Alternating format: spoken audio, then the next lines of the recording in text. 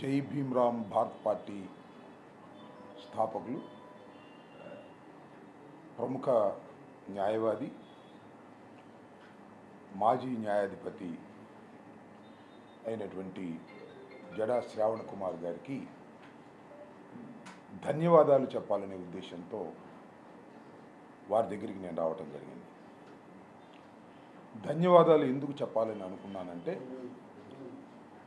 నేను ప్రస్తుతం ఉన్నటువంటి ప్రభుత్వం నన్ను అన్యాయంగా, అక్రమంగా ఫాల్స్ కేసులు ఇరికించి 18 రోజుల పాటు రాజమండ్రి సెంట్రల్ జైల్లో నిర్బంధించిన సందర్భాన్ని పురస్కరించుకొని జడా శ్రావణ్ కుమార్ గారు నాకు పూర్తి మద్దతునిచ్చారు.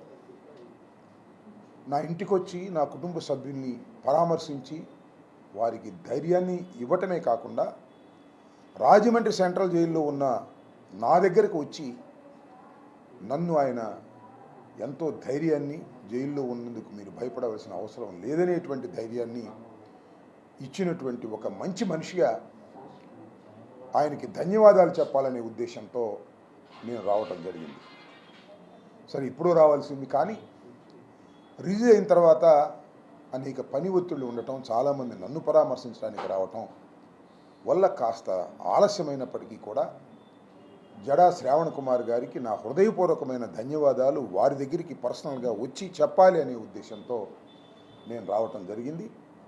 ఇప్పుడైనా ఒక క్లిష్ట పరిస్థితిలో ఉన్నప్పుడు సపోర్ట్ చేసేటటువంటి వ్యక్తులు, వారు చెప్పేటటువంటి మాటలు, వారు ఇచ్చేటటువంటి ధైర్యం జీవితంలో చాలా వ్యక్తిత్వాన్ని పెంచుతుంది, తెలుసుకోవడానికి అవకాశం ఇస్తుంది.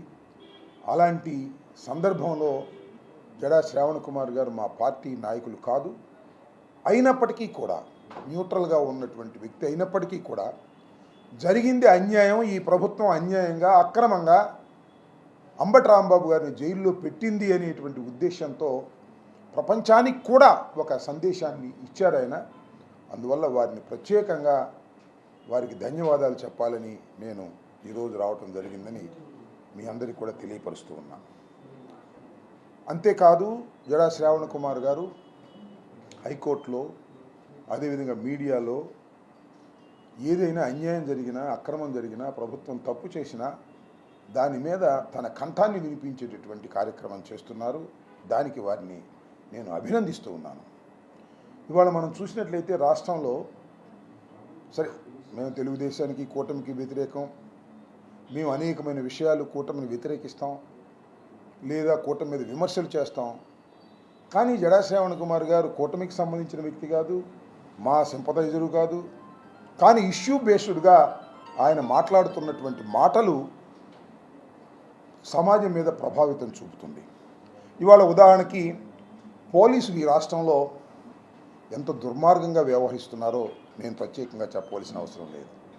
ఈరోజు ఉదయం 8 గంటలకి YSR Congress party general secretary, మీడియాను కోఆర్డినేట్ చేసేటటువంటి పూడి శ్రీహరిని హఠాత్తుగా వచ్చి మఫ్టీలో పట్టుకుని కారుకృష్ణ ఎత్తుకుపోయారు.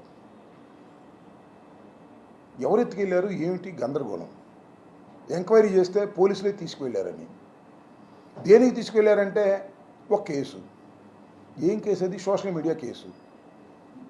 కుప్పంలో కేసు రిజిస్టర్ చేశారట.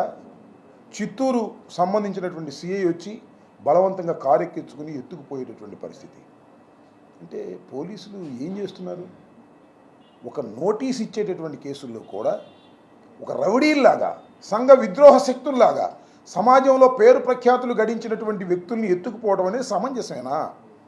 దీని రాష్ట్ర ప్రజానీకం ఆలోచించాలని మనం చేస్తున్నాం. పోలీసు వ్యవస్థ మనుషుల్ని కాపాడటానికి, లా అండ్ ఆర్డర్ని కాపాడటానికి, ఎక్కడైనా ఆపద ఉంటే ఆ ఆపద నుంచి మనుషుల్ని కాపాడటానికి రావాల్సినటువంటి పోలీసు వ్యవస్థ చంద్రబాబు నాయుడు గారు, లోకేష్ చేతిలో ఒక ఆయుధంలాగా తయారయ్యి ప్రతిపక్షాలని, ప్రభుత్వాన్ని వ్యతిరేకించే వారిని అన్యాయంగా, అక్రమంగా కేసులు పెట్టి వారిని వేధించాలని ప్రయత్నం చేయటం అనేది చాలా దుర్మార్గమైనటువంటి అంశం. ఈ దుర్మార్గమైనటువంటి అంశాలను ప్రజలు, న్యూట్రల్ పీపుల్ ఖండించాలని ఈ సందర్భంగా మనవి చేస్తున్నాం. ప్రభుత్వాలు శాశ్వతం కాదు. ఇవాళ ఈ ప్రభుత్వం ఉంటుంది, రేపు మా ప్రభుత్వం వస్తుంది. అయితే పోలీసు ఉంది, ప్రభుత్వాలు ఉంది, కక్షలు తీర్చుకోవడానికి కాదు, ప్రజల యొక్క క్షేమాలను చూసుకోవడానికి, అభివృద్ధి చేయడానికి ఉండవలసినటువంటి ప్రభుత్వాలు కేవలం కక్ష సాధింపు చర్యలకు పోలీసులను ఉపయోగించేటటువంటి నీచ స్థాయికి దిగజారిపోవటం అనేది చాలా దుర్మార్గమైన విషయం. ఆ దుర్మార్గమైనటువంటి విషయాలని న్యూట్రల్గా ఉన్నటువంటి రాజకీయ నాయకులు కానివ్వండి, ప్రజలు కానివ్వండి, మేధావులు కానివ్వండి, సమాజంలో ఉన్నటువంటి నాన్ గవర్నమెంట్ ఆర్గనైజేషన్స్ కానివ్వండి, ఇవన్నీ కూడా ఖండించవలసిన అవసరం ఉన్నదని ఈ సందర్భంగా రాష్ట్ర ప్రజానీకానికి తెలియపరుస్తూ, మరి జడా శ్రావణ్ కుమార్ గారు ఆ రోజున నేను ఇబ్బందులు ఉన్నప్పుడు నా కుటుంబాన్ని నన్ను పరామర్శించి ధైర్యాన్ని ఇచ్చినందుకు వారికి నా హృదయపూర్వకమైన ధన్యవాదాలు మరొకసారి మీడియా సమక్షంగా తెలియపరుస్తూ మీ దగ్గర సెలవు తీసుకుంటున్నాను.